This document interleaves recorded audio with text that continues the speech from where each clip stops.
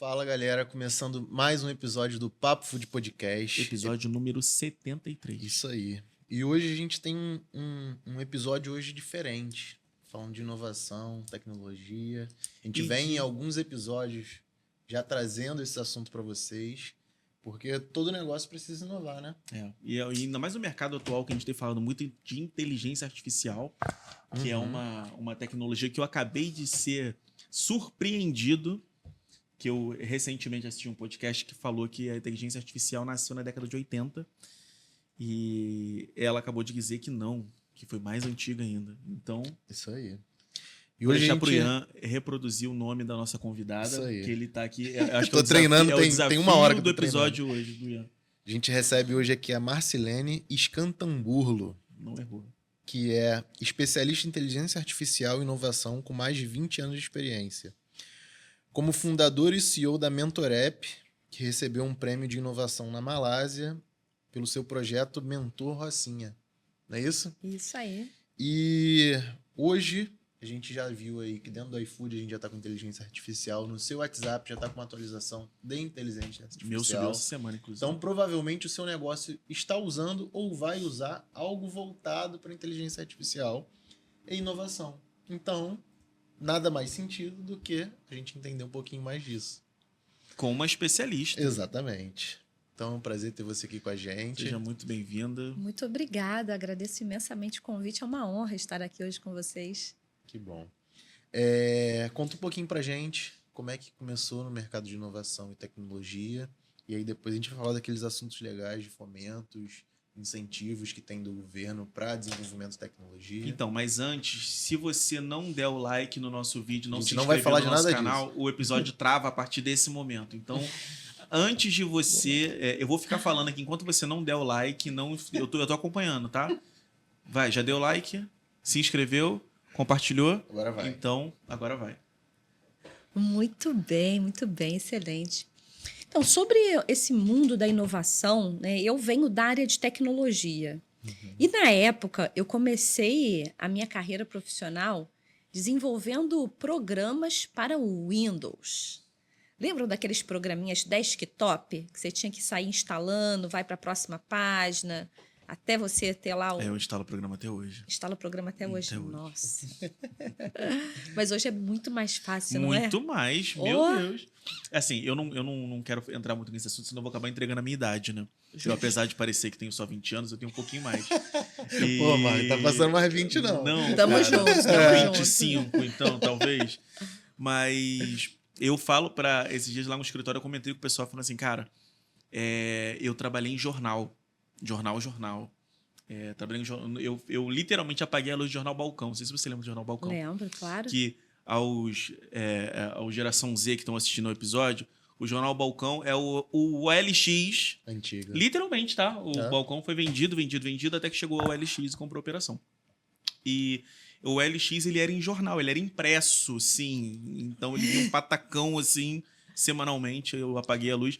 E eu comento com as pessoas que na última fase do Balcão, o fechamento era semanal. E aí, nossa equipe, a gente fazia um revezamento. Cada semana ia um. A gente tinha que gravar em DVD o jornal, entrar no táxi. O Jornal Balcão era na 7 de setembro, se eu não me engano, o número 99. E aí a gente entrava no táxi e ia rodar na gráfica do Jornal Lance na Cidade Nova. Era pertinho. E aí a gente chegava lá, o rapaz decupava. Valdeci, não sei se o Valdeci é vivo ainda, se tiver, um beijo. Valdeci decupava todo o DVD, fazia conferência de página por página e liberava a gente. Aí eu caminhava para minha casa, isso por volta de 6 da manhã do dia seguinte. Caraca. Eu ia embora. E as pessoas falavam assim, poxa, mas não tinha uma espécie de um e-transfer, um Dropbox? Foi... Aí depois, no finalzinho do jornal, bem no finalzinho, veio a tecnologia do FTP. A gente transferia via FTP. Aí você que tiver curiosidade, vai no Google aí, pesquisa que é FTP. Que já foi um avanço danado. Meu Deus, o que era o FTP? Eu vou te contar um segredo para todo mundo. Eu tive um jornal. Eu tive um jornalzinho promocional na minha cidade. Só que não tinha CD na época, foi antes. Então, a gente levava em zip disk. Zip Drive, eu lembro E disso. tinha que ter o zip drive externo, porque ninguém tinha aquele drive. Então a gente levava o zip disk e o zip drive pra gráfica. Eu pra acho que eu conseguir tenho Zip Drive. Que Eu vou procurar tá isso. valendo dinheiro, hein? Não, não valia muita coisa, não. Olha não? só. Mas eu tenho Zip. E não era pequeno e leve, não, tá? Era pesadinho o negócio. E pra gravar, merreca, né? Porque o espaço dentro dele 100 megas. era muito pequeno. Tinha um zip de 100 megas e um de 250. Olha isso. Mas o leitor era diferente. Então, esse é papo de maluco. Mas é legal. Eu falo do balcão com maior saudade, de verdade. Porque, assim, foi um período que a gente não volta mais, né, cara? E, assim, a tecnologia cada vez avançando bizarramente. Hoje, celular, hoje a galera reclama de celular de 512 GB no celular. Uau. E aí já as tem pessoas... telefone de mais de 1 tera, cara. Ah, eu não conheço. Tem, pô. A Apple já tem telefone de 1 tera. Não, 1 tera eu sei que tem, mas Daqui a pouco mais tá de pra 1 tera. 2 e por aí vai. E aí... 5. Mas enfim, continua. Desculpa, a gente entrou na nostalgia aqui de tecnologia. Sessão nostalgia. Então, nesse mundo eu comecei desenvolvendo sistemas para Windows e aí veio a web, nessa época do FTP que você citou. E eu falei, bom, é a inovação, é o que está chegando. Então, comecei a desenvolver para o web. E naquela época existia uma profissão só que dava conta de tudo, que era o webmaster. Era o webmaster, antes do web designer. E aí chegaram os smartphones e com eles as lojas. Então, nessa época eu comecei a desenvolver aplicativos. E aí depois, então, mais uma onda, a onda da inteligência artificial foi quando eu entrei nesse universo. Então, peguei várias ondas tecnológicas, porque nesse mundo é muito importante você se manter atualizado com o que está chegando. Não só no momento, não só o que está sendo... Agora todo mundo fala em IA, né, a palavra do momento. Mas a gente tem que ver as próximas ondas. Isso é o que a gente faz no mundo da inovação. Muito maneiro. Assim, eu queria até entrar num assunto paralelo a isso. Eu vejo que tem muita gente que acaba ficando viciado em tendências, né? Não facilidade, não. Acho que em tendências. Eu acho que é importante a gente separar, né? O que é tendência de fato e o que é uma realidade. O que é uma coisa com que a gente consegue... Eu não consigo ver um passo atrás no que o ChatGPT, que para mim foi a grande revolução. Me corrija se eu estiver falando besteira. Para mim foi a grande revolução da IA nas últimas décadas, sei lá. E eu não consigo ver um passo atrás nisso. Então, assim, eu não consigo enxergar o ChatGPT como uma tendência. Eu consigo enxergar ele como uma realidade, né? Eu acho que é importante saber separar isso, né? Do que é tendência de fato, do que é uma realidade para o futuro, né? Sim, isso tem muita relação com o seu propósito. Por que o ChatGPT se tornou o que se tornou num tempo recorde? Porque ele atende à dor de todo mundo. Hoje, sem sombra de dúvida, qualquer pessoa tem algum problema que pode ser resolvido por meio do ChatGPT. Isso faz com que ele escale muito rápido, porque ele atende muitas dores. No mundo empresarial, a gente precisa pensar da mesma forma, e não é o que acontece. Tem muita gente que me procura querendo inteligência artificial. Inovação, eu estou precisando de uma inteligência artificial, só que não é a forma correta de pensar. Porque a tecnologia, ela é meio, ela não é fim. Então, ela veio para resolver problemas. Qual é o problema que você tem? Que dores você tem? Qual é a maior dor que você tem? E hoje, essas dores empresariais, não estou falando no mundo da pesquisa, porque aí tem as suas vírgulas, mas no mundo corporativo, os problemas podem ser resolvidos por meio da tecnologia. E hoje a gente fala muito de inteligência artificial. Então, problemas podem ser resolvidos por meio de IA. Então, o foco não é a IA, não é a tecnologia. O foco é o que eu quero resolver. Porque senão você acaba vendo tudo e nada te serve. Porque você está abrindo muito leque, você só vê oportunidades. Isso faz com que você tenha quase que uma infobesidade. É isso. E nada daquilo vai ser prático. Então, a gente precisa aprender a direcionar. Não, por que eu quero usar IA? Não, eu quero resolver esse problema. pode ser um problema empresarial, pode ser um problema pessoal. Hoje tem IA para tudo. Então, eu foco no problema, não na tecnologia. Esse é o grande desafio. Porque a gente só ouve a palavra, ouve o termo, sabe que está em alta, e aí a gente fica querendo, não, eu quero ter isso também. Mas tem que ter esse pensamento de que problema eu quero resolver. Porque inovação é risco.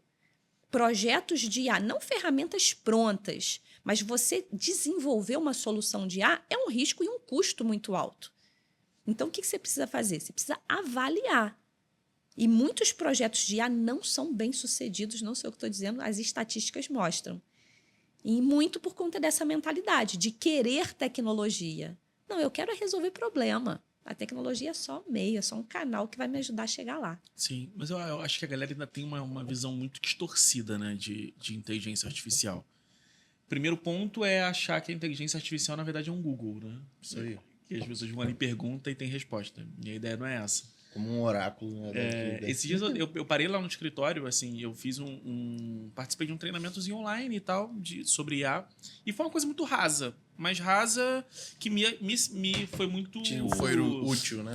Útil e, assim, eu acho que esclarece muito os pontos, né? De mostrar, de fato, a que veio e qual é a intenção do uso daquilo.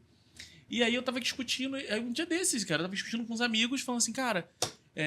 eu tenho feito muito isso aqui, eu tenho alimentado a inteligência artificial dessa forma. Aí o amigo falou assim, como assim? Alimentado? Mas não entendi. Eu uso assim, cara, me mostrou. Aí eu falei, cara, clica na aba lateral aqui, deixa eu dar uma olhada. Quando eu vi, um monte de pergunta naquela abinha lateral do chat GPT, né? Aí eu falei, não, cara, faz isso aqui, vai por esse caminho e tal. Aí ele, eu nunca pensei nisso. É assim que funciona? Eu falei, é assim que funciona. Mas aí entra na questão da infobesidade, né? Essa palavra também eu gostei muito. Conheci há um tempo atrás. Eu acho que esse é o grande desafio nosso, na nossa geração, né? Na nossa atualidade hoje. É entender o que é informação, o que é conhecimento. Eu acho que como a gente está na era da informação, onde se diz muita coisa, mas não se aprofunda em absolutamente nada, eu acho que a gente começa a criar muita distorção da realidade, né? E acaba que fica meio vago, né? O que é IA, né? Qual o sentido, né, da tecnologia? Porque não é algo palpável. IA é algo muito amplo. E o que na prática é IA? É uma área da ciência da computação que tenta recriar a inteligência humana. Então você enxerga, o humano vê. Então vai existir uma tecnologia, uma IA que tenta fazer o quê? Enxergar como você. Então, pensa nos veículos autônomos, por exemplo. O que a gente está tentando colocar de inteligência ali? Ele precisa aprender a dirigir, como nós humanos dirigimos. E assim, nós humanos tomamos decisões. Independente de serem... boas ou ruins, pula suas essa consequências, parte. Né? Então, a inteligência artificial vai fazer o quê? Ela vai tentar tomar decisões como o ser humano toma. Então, na prática, porque é tudo muito amplo e é um universo de possibilidades, o que a inteligência artificial faz é tentar recriar a nossa inteligência humana. Vai ser legal quando começar esse treinamento aqui no Rio, né? Porque se for treinamento de carro autônomo no Rio de Janeiro, imagina como é que vai ser. Errou o caminho, foi para dentro da comunidade. Como é que faz agora? Pelo menos não vai ter ninguém, né? Se o carro estiver treinando, estiver vazio. Aí já é um caminho. Só vai voltar todo furado, né? Mas aí é outra conversa. Outra conversa. Você comentou uma coisa no off e agora você começou a validar isso na questão do custo, né? De implementação, de validação dessas ideias. E aí no off você estava falando a questão do fomento e eu queria muito que você explicasse um pouquinho, porque para mim foi muito novidade e eu achei interessantíssimo esse assunto, né? Queria que você explicasse o beabá, porque assim como eu não entendia nada até você falar. Acredito que muitas das pessoas que vão participar assistindo a gente também nunca ouviram falar disso. O que é o fomento? Alguma coisa que você falou? Fomento digital? Foi isso ou não? Fomento, subvenção. Né? O fomento é um dinheiro público não reembolsável para inovação. Isso é o que é fomento. Um dinheiro do governo para quem quer inovar. Então, o governo aposta na inovação, aposta na sua ideia, no seu projeto inovador. E esse dinheiro, ele não é reembolsável. Não é um financiamento, não é algo que você tenha que devolver em dinheiro. Você devolve em inovação. Então, você tem uma ideia, por exemplo, de construir um aplicativo que vá unir duas pontas, sei lá, cozinheiros e ajudantes de cozinha. Você tem essa ideia de criar um marketplace desse segmento. Mas você hoje não tem recurso. Ou você está priorizando outras coisas. Mas você queria desenvolver. E é inovação. É aplicativo. Aí a gente começa a falar das tecnologias envolvidas. Para isso, existe dinheiro público. E aí eu vou repetir a pergunta que eu te fiz no off. Qual é a contrapartida desse fomento? A contrapartida é o projeto que você coloca no mercado. Essa é a contrapartida. Então, que aí você fala que não reembolsável. Não reembolsável significa que eu não tenho que devolver ao governo esse dinheiro. Exatamente. Mesmo que seja com fins lucrativos. Que eu vou montar um aplicativo, que eu vou rentabilizar ele com esse fomento. Na verdade, a maioria é para fins lucrativos mesmo. Por quê? Porque as pessoas perguntam, não, mas não é possível. Como assim não reembolsável? Olha só, toda empresa sabe que hoje inovar é mandatório. Correto. Tem os grandes cases, né, que nem vale a pena eu falar aqui, que todo mundo já está cansado de saber. A Kodak, Blockbuster, essas empresas que não inovaram e que acabaram indo por um outro caminho. Então, inovar hoje é mandatório. Não tem escolha. Ou você inova, ou você inova. Porque se você não seguir esse caminho, daqui a pouco você está fora. Então, pensa, por exemplo, situações simples, como o próprio iFood. Então, na pandemia, quem não estava preparado teve que se adaptar. Porque se você não entrasse na inovação dos aplicativos, você não ia vender, você ia fechar. Então, assim, chega um momento em que você precisa ser proativo. Você tem que olhar para frente, ver o que está acontecendo e entrar nesse universo. E não, né, ir lá ser o último a pagar a luz, pagar as contas. Então, se as empresas precisam inovar, bom, o país também precisa inovar. E a inovação, ela envolve riscos. É claro que envolve. Toda inovação envolve riscos. E tem vários cases de quando você tenta montar uma estrutura de inovação dentro de uma empresa muito tradicional, a cultura, ela engole a inovação. Isso. E aí tem vários modelos hoje de Open Innovation para resolver parte desse problema. Mas voltando à questão, então nós temos hoje o seguinte, há uma necessidade do governo de todos os países inovarem. A melhor forma de inovar é colocar o dinheiro na mão de quem sabe inovar, na mão dos criativos, que também são chamados de loucos. Né? Essas pessoas malucas que empreendem, né? Esse povo louco. Então, o governo ele investe em você, porque você é criativo, porque você é empreendedor, porque você tem uma ideia inovadora. Isso é um risco. Só que é um risco calculado, porque quando você dá certo, você monta empresa, você paga impostos, você contrata mão de obra. Então, tudo isso volta. Você gera economia. Essa conta volta e ela bate.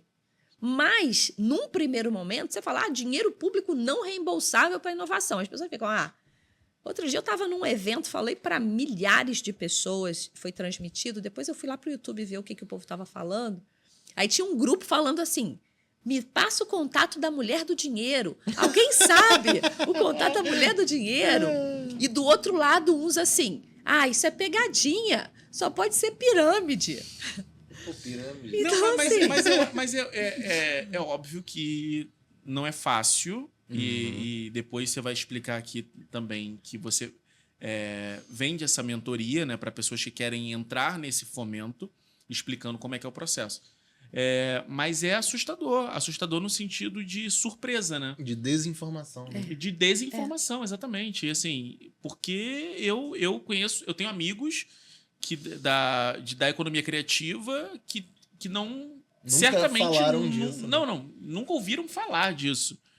E assim, certamente eu tenho um amigão meu que estava no Google um tempo atrás tentando validar uma coisa com o Google, para o Google meio que não é bem financiar o projeto dele, mas é quase isso. Aham. E acabou não conseguindo. E aí, assim, tenho certeza que ele vai ser um dos seus mentorados assistindo isso. Porque é uma coisa que é uma desinformação. Muito grande. Não sei se por parte do governo ou de qual parte. Ou de interesse mesmo, né? Das pessoas buscarem isso. O nosso país não... Posso estar errado, mas não tem um viés tão voltado para a tecnologia. A gente é muito comerciante. Eu não vou nem entrar nessa questão, porque a gente vai entrar num viés político, sim, né? mas... De ter... Enfim, Mas- não vou entrar nesse viés. É, Mas eu Mas concordo bom contigo. ter noção disso, né? Sim. Que tem caminhos Sim, para fazer acontecer. há muitos caminhos. E eu confesso que eu comecei a falar sobre isso e criei essa metodologia depois de anos escrevendo projetos para esses editais. Sabe por quê? Porque eu participei de alguns editais que tinha mais dinheiro do que projeto. Aí eu falei, não, mas peraí, tem alguma coisa errada. Como assim está sobrando dinheiro e não tem projeto? Faltava candidatos. Faltava candidatos. Então, o governo disponibilizou tanto e esperava-se 30 projetos, entraram 8. Meu Deus. Aí você fala, tem alguma coisa errada. E foi aí que eu comecei a perceber que... Porque fui investigar. Por que não tinha projeto? Porque não tinha conhecimento. As pessoas até hoje... Isso tem mais de 10 anos, tá? Uhum. Mas ainda hoje, as pessoas não sabem que existe essa possibilidade. Então, você tem uma ideia, ou você financia com recurso próprio, ou você busca um investidor que vai ficar com um pedaço do seu projeto ou da sua empresa, ou você busca um financiamento, que você vai ter que devolver o dinheiro depois, mas as pessoas ignoram, porque não tem esse conhecimento. Assim, tempo atrás eu tenho uma plataforma, tô levando o assunto para outro não é nem outro nível, né? Para outra conversa. É uma plataforma que não tem nada a ver com tecnologia. Não, tem de certa forma a ver com tecnologia e tal. E aí, uma empresa que era prestadora de serviço, que usava essa plataforma como prestador de serviço, desenvolveu uma metodologia muito bacana e começou a oferecer cursos sobre a plataforma. Aham. Entende? A sua plataforma. Aí, por exemplo, eu uso uma plataforma, vou usar o exemplo do Word. Uhum. Ninguém nem mais usa o Word hoje em dia. Não, tem seu papel. E aí, Fala eu dizia, eu não conheço gente que usa. Isso, cara, advogado, todo mundo... Google Docs, cara, pelo amor de Será? Deus. Mas, enfim. Vai. E aí, eu desenvolvi a metodologia de usar o Word ali. E aí, eu começo a vender a metodologia do uso da plataforma. Sim. E aí, acabou que a plataforma comprou essa empresa. Olha. E a empresa pivotou para a área de educação mesmo. E parou a operação dela como empresa naquele sentido e pivotou totalmente para a área de educação. E muito maneiro isso. Assim. Muito maneiro. E aí entra nessa questão da falta da desinformação, né? Que eu acho que é um pilar muito maneiro, cara, de verdade. Muito maneiro mesmo. Eu não conhecia essa questão. É algo que fica assim, cara, não é possível que isso existe, né? Que fica meio que desacreditando que é verdade. Que tipos de existe. projetos que você já ajudou mentorados em desenvolver, a entrar no fomento? Vou falar do último mês, por exemplo, que foi um edital para eventos. Então, havia uma verba pública disponível de até 250 mil para quem quisesse organizar eventos científicos de empreendedorismo ou inovação. Quem podia participar? Pessoas físicas, jurídicas com ou sem fins lucrativos. Ou seja, todo mundo podia participar. Então, esse é um edital que eu sempre sugiro, recomendo aos alunos que participem, porque a complexidade é baixa e o que você tem de oportunidade? Primeiro, levar conhecimento para o seu público, se tornar autoridade naquele assunto que você está levando. Com fomento Então, público ainda. Só tem benefícios. E aí eu abri uma turma em julho, a última mentoria, tirando a de ontem, que eu ainda vou falar. Mas, enfim, em julho nós abrimos uma turma, 2 meses de mentoria, terminou em setembro. Os alunos que submeteram esse edital ganharam em outubro. Todos os alunos que submeteram ganharam. Então, assim, esse é um dos exemplos. Esse é o tempo de preparo médio, 60 dias? Ou não? Não, normalmente o resultado sai em 3 meses. Entre a divulgação do edital e o resultado... Não. O tempo de preparo seu com o seu mentorado. São 2 meses. 2 meses mesmo. 2 meses. Com encontros semanais, 2 vezes por semana. Em 2 meses, eu consigo ensinar a metodologia, que é mapear, ou seja, encontrar esses editais. A maioria deles abre e fecham numa janela de 1 mês, 1 mês e meio. Então, você tem que encontrar rápido. Uhum. Depois, você faz uma análise para realmente ver o que você pode participar e o que você não deve participar, de acordo com onde você tem mais chance ou não. E a performance, que é a cereja do bolo, que é você escrever o seu projeto de forma assertiva, para que ele tenha mais chance de ser selecionado. Caramba, são muitas camadas, cara. Muitas camadas. Tem ouro aí, hein? Tem ouro. São muitas camadas. Aí você ia Então, falar por da exemplo, mentoria. pegando um exemplo da gente aqui. A gente tem um podcast que fala com o público de restaurante, gastronomia. A gente poderia se candidatar a esse de eventos, por exemplo, e fazer voltado para essa galera com recurso público. Sim.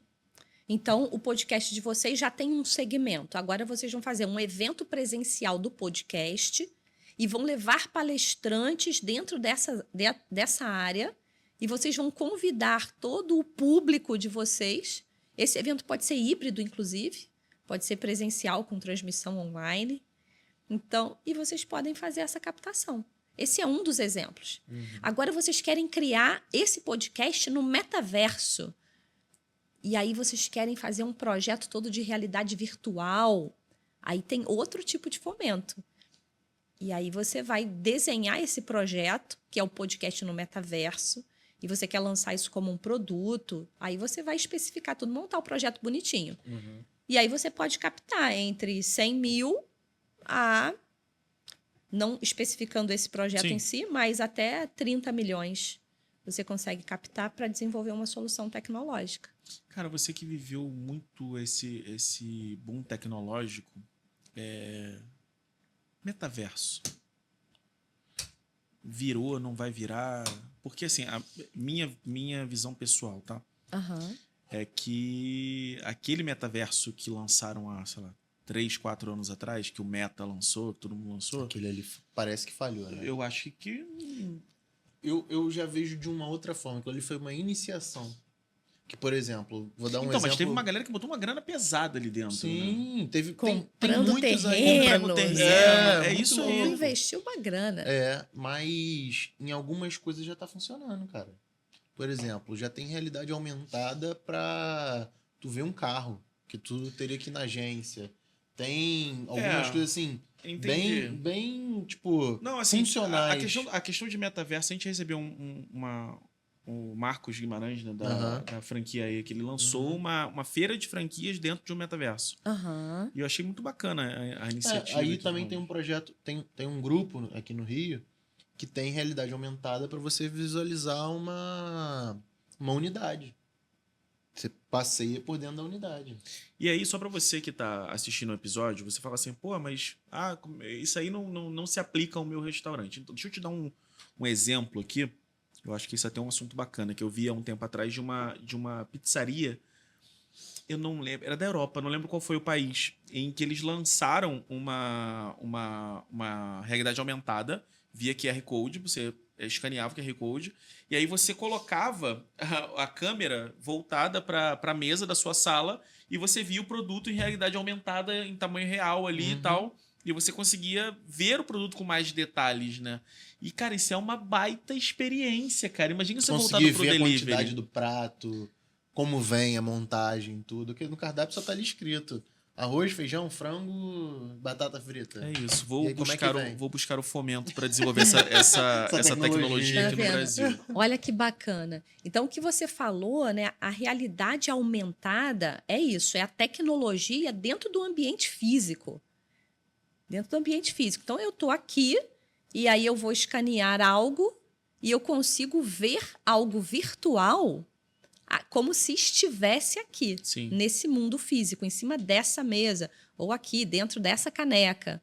Isso é a realidade é a realidade aumentada. Né? Já a realidade virtual é esse mundo imersivo.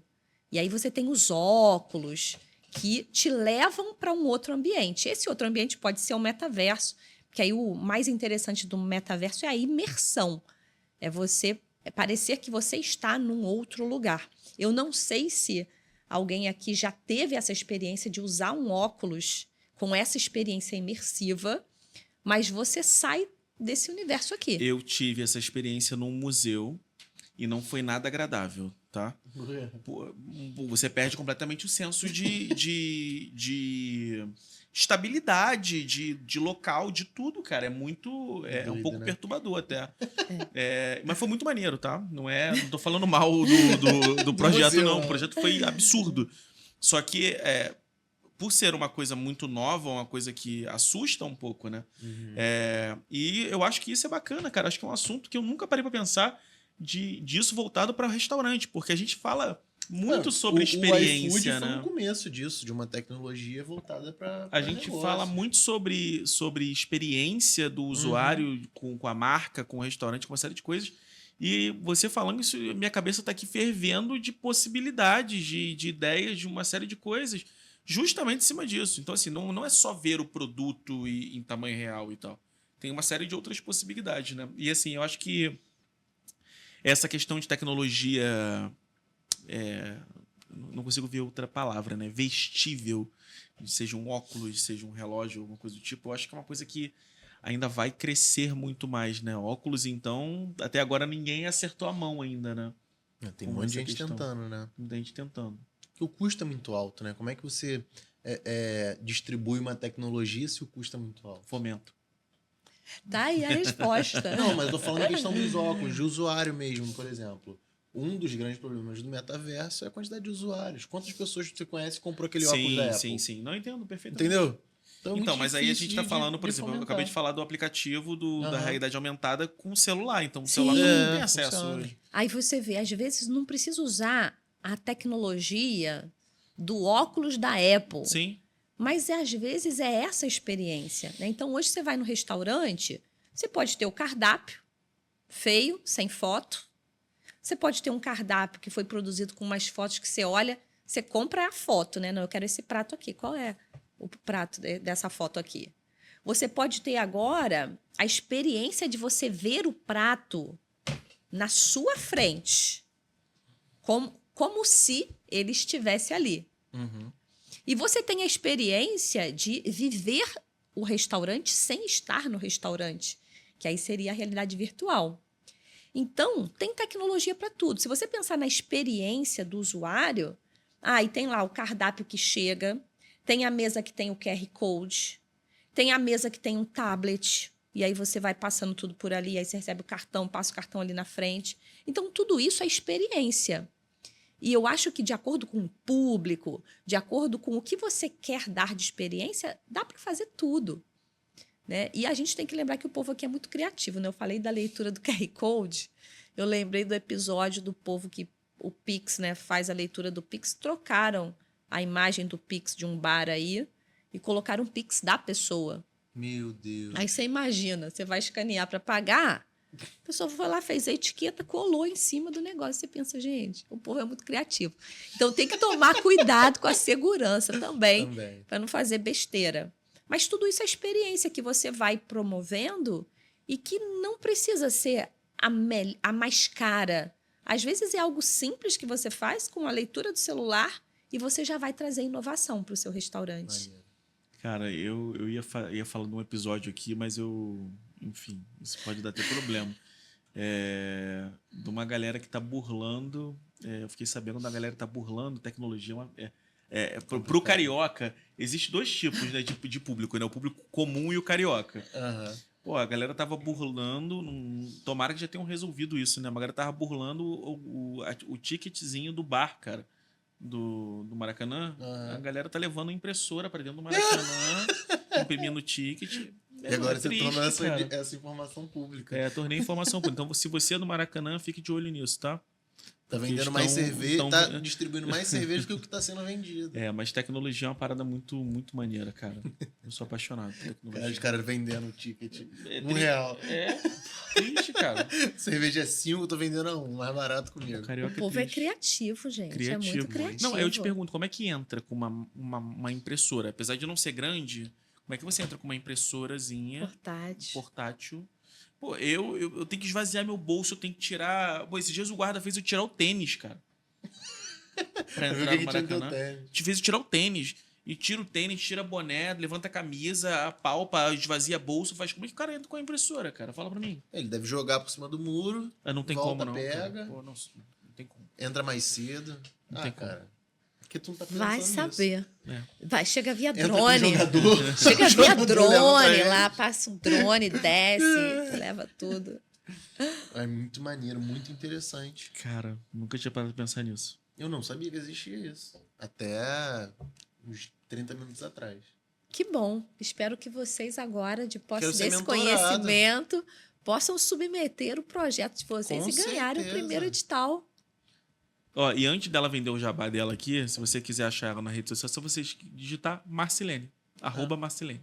A gente tava falando aqui sobre a questão dos nomes, né? E ela tem o arroba próprio dela no Instagram. Não foi comprada, ela deixou claro aqui. @Marcilene. Mas enfim.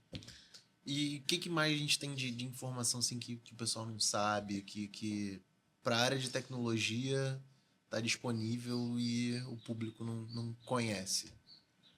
Olha, o Fomento acendeu uma luz aí, hein? Eu queria ter essas informações todas, milhares de inovações que o público não conhece. Mas eu vejo que o que é importante é dentro da sua... Se puder deixar uma dica aqui, uma sugestão, é dentro da sua área você buscar as inovações. O que estão fazendo dentro da minha área, não só no Brasil, por favor, no mundo inteiro. Nos países desenvolvidos.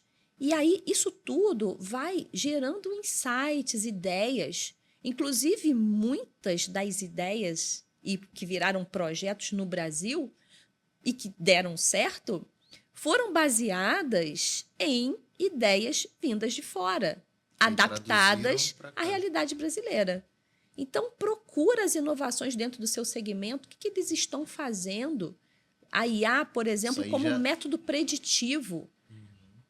Se a gente parar para pensar, então eu vejo que muitas pessoas passaram a conhecer a IA depois da chegada do GPT. Sim. Só que o GPT é só a pontinha do iceberg. Então, a IA como método preditivo, todo mundo já usa e usa há muito tempo. Então, por exemplo, quando você digita uma palavra no Google e ele sugere a próxima palavra, isso é uma IA preditiva. O sistema está prevendo qual será a próxima palavra a ser digitada. E no momento em que você não digita, você seleciona, você está confirmando.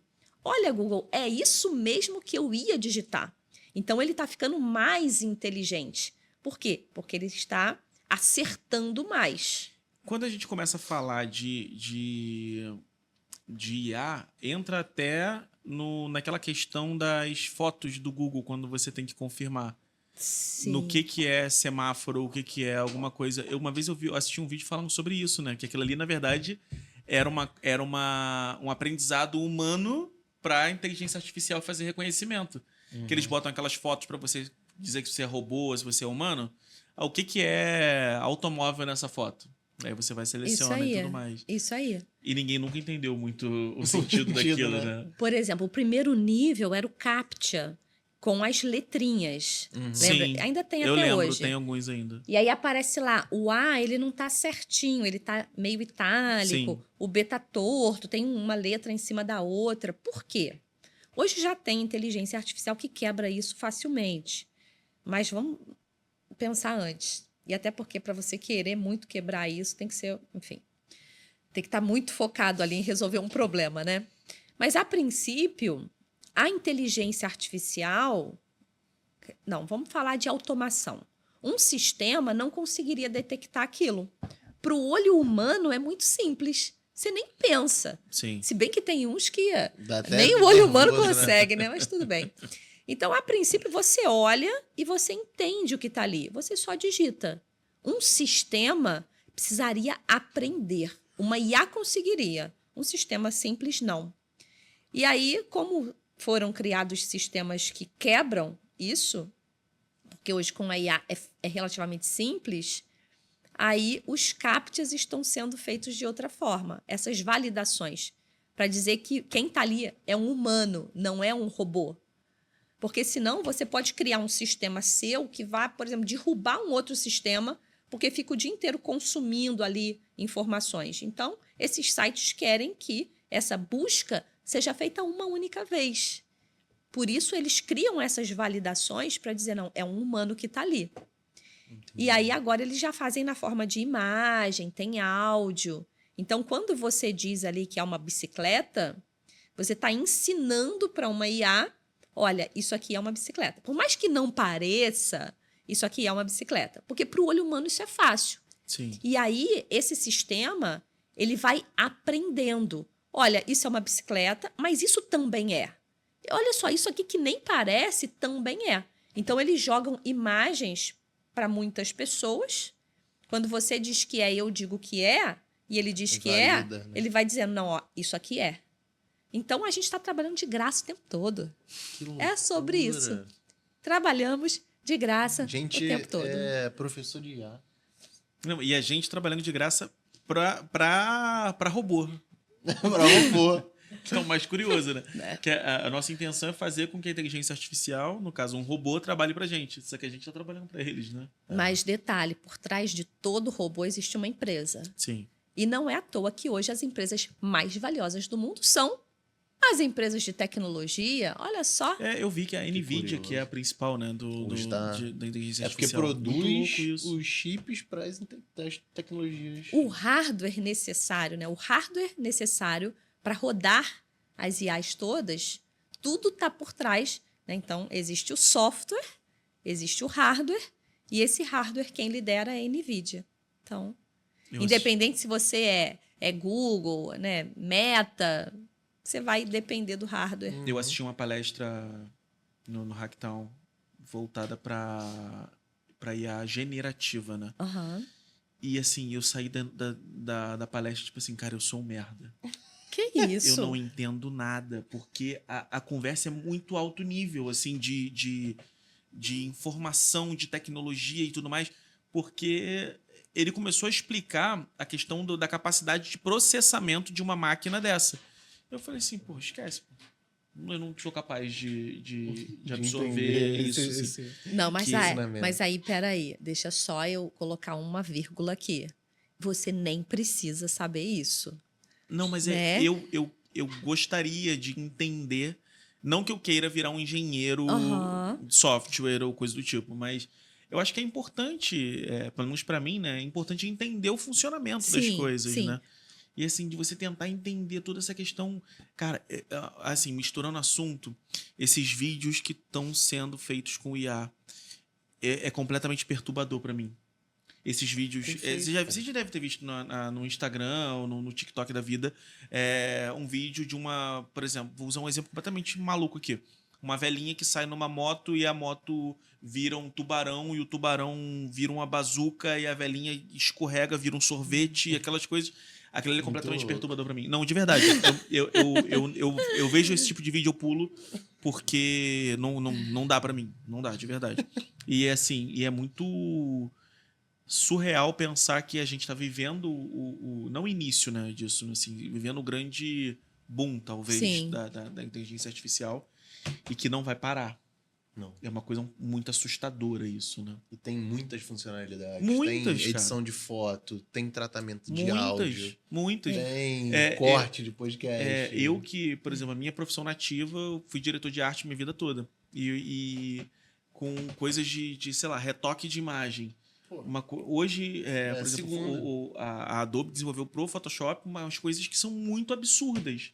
Você vê que com um clique você faz uma coisa que eu levaria horas, dias, talvez, Sim. para poder fazer. Uhum. E agora faz com um clique em segundos. E é muito assustador ver isso. É um papo meio de tiozão, né? Meio... Na minha época, Na minha era época. máquina de escrever. Pô, fez datilografia, pô. E a gente iniciou o assunto falando de disk drive, né? Nossa. Zip drive. Zip Drive. Eu tô aqui me sentindo um velho. Caramba. Mas, cara, muito legal isso. Muito legal mesmo. Mas, assim, mais importante do que isso agora é... Eu tenho certeza que deve ter um monte de pessoas no chat falando assim, qual o contato dessa mulher? A mulher Onde é da que eu moça acho do isso? dinheiro. A moça do dinheiro. Como é que as pessoas acham a moça do dinheiro na internet? Achar a moça do dinheiro na internet é fácil.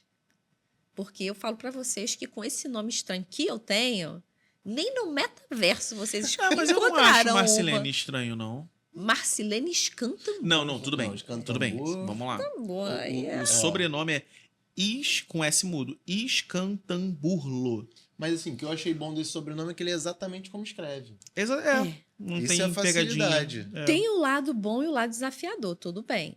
Mas se você digitar esse nome, Marcilene Escantamburlo, Não vai ter em dois. qualquer lugar, É. tudo que você encontrar diz respeito a mim. Eu falei isso no off aqui, eu queria ter um nome assim, Diferente. Então. diferente.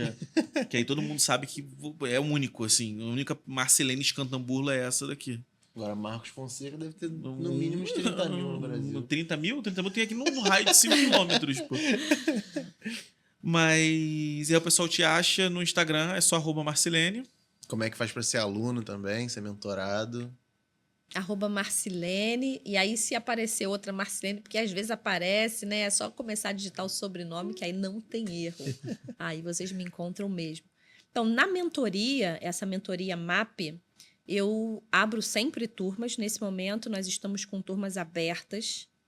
Pause. O que é a mentoria MAP? Vamos lá. A mentoria MAP, que significa mapeamento, análise e performance em editais de fomento. Eu ensino aos mentorados como encontrar os editais, mapear os editais, Ok. como analisá-los, ou seja, tem alguns critérios importantes para que você não perca tempo no edital errado. E depois a cereja do bolo, que é a performance. Como você escreve de forma assertiva para que o seu projeto tenha mais chances de ser aceito. Baseado sempre nos critérios de cada edital. Isso é basicamente o que eu explico na metodologia, nessa mentoria, que foi construída com base na minha experiência em escrever editais. Sim. E como eu falei, como em algum momento a gente percebeu que tinha mais dinheiro do que projetos, eu falei, bom, eu preciso falar sobre isso. Porque com esse recurso, você consegue fazer muitos projetos interessantes. No início, vocês falaram de um projeto da Rocinha que nós fizemos e ganhamos essa premiação na Malásia, competindo com mais de 80 países. Isso é fruto de fomento. Então, eu sempre tive vontade de fazer um projeto na Rocinha. Uma vez, o governo do estado, por meio da FAPERJ, criou um edital de fomento chamado Favela Inteligente. Objetivo, levar inovação para dentro da favela como piloto, de forma que ele pudesse ser replicado posteriormente em outras comunidades. Quando eu vi esse edital, eu falei, chegou a hora. Então, nós desenvolvemos um projeto de educação com foco na geração de renda, aumento de renda das mulheres empreendedoras da comunidade.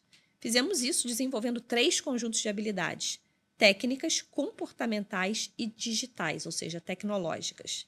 Não comportamentais, trabalho em equipe, comunicação, liderança, gestão de tempo. Habilidades técnicas, marketing digital, gestão financeira. E habilidades tecnológicas, todas as ferramentas digitais para darem suporte a esse desenvolvimento. Criamos uma aplicação dentro do WhatsApp. Então, a saída é o WhatsApp, que é, inclusive, a melhor forma de engajar no treinamento. A gente percebeu isso. Um ambiente gamificado, que você vai ganhando pontos. Maneiro. O WhatsApp já está na mão de todas as pessoas, não Sim. precisa instalar nada.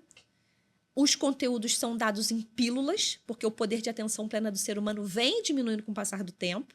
Então, é por isso que, às vezes, você pegar um conteúdo maior e você particioná-lo faz mais sentido, porque as pessoas vão assistindo aos poucos. A gente inclui uma metodologia de retenção de conhecimento, análise de retenção. Eu consigo medir quem está retendo e quem não está, de forma que um conteúdo não retido possa voltar até que ele seja retido. E, com isso, nós aumentamos a renda das mulheres da comunidade. Eu falo para vocês que os resultados que nós obtivemos lá foram resultados que impactarão gerações, não apenas a vida daquelas mulheres. A minha vida também foi totalmente impactada. Eu fiquei 1 ano e meio dentro da comunidade e eu me arrisco a dizer que eu aprendi muito mais do que ensinei. Tudo o projeto? Exatamente. Tudo documentado, com acompanhamento de psicólogos. Um projeto sensacional. Então, nós geramos... Foram quantas pessoas impactadas diretamente nesse projeto? Olha, diretamente foram 19 pessoas. Porque foi um piloto. Sim.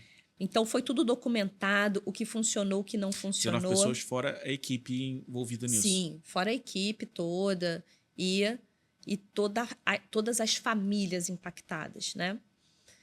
Então, assim, esse projeto que eu tenho certeza, por todos os resultados, hoje nós temos mulheres que investem em mototáxi, que fizeram um plano de previdência privada. Eu tenho, assim, eu coleciono depoimentos que eu não posso nem falar aqui, senão eu me emociono.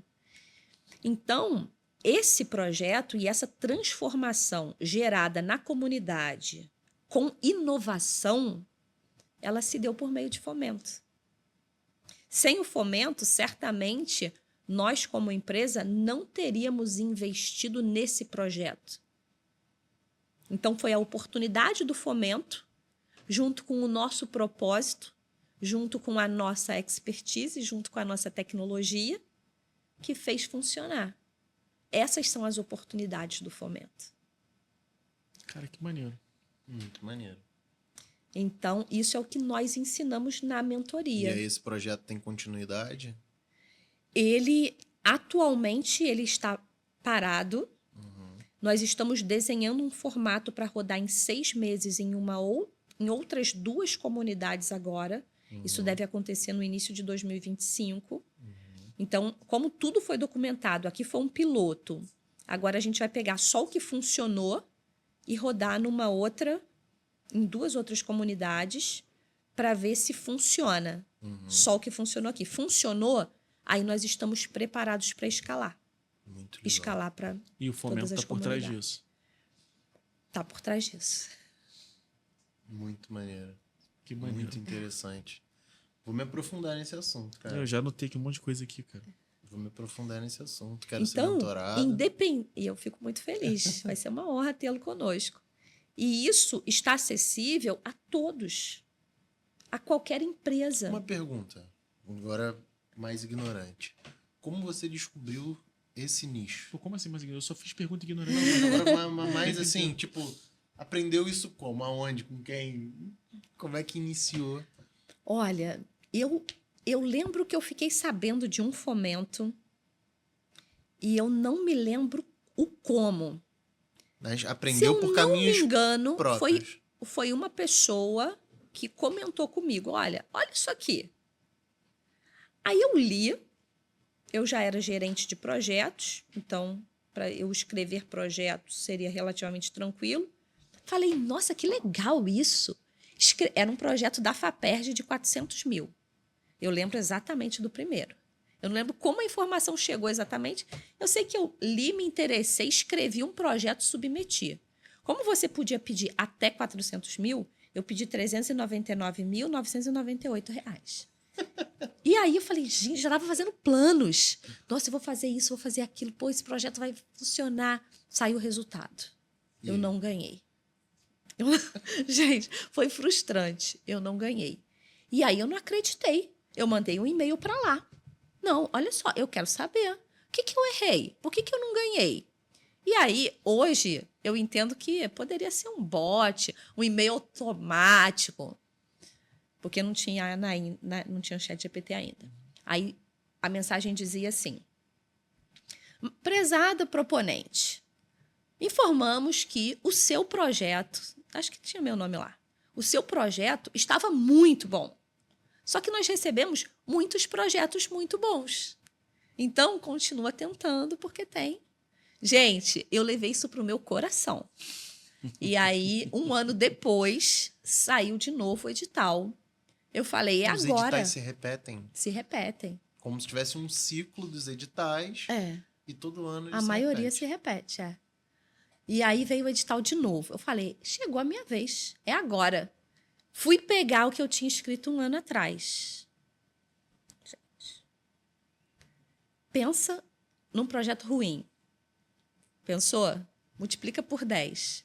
Era o projeto que eu tinha escrito. Estava péssimo. E aí eu fui, reescrevi, e aí ganhei. E aí de lá para cá, aí nós já entramos, fomos aprovados aí em mais de 30 editais. Mas o primeiro estava muito ruim. Mas a mensagem veio para o meu coração. E eu acreditei que era só uma questão de tempo. Concorrência porque também, daqui a pouco eu ia conseguir. Então, e tudo isso eu ensino na mentoria. Os meus erros eu ensino.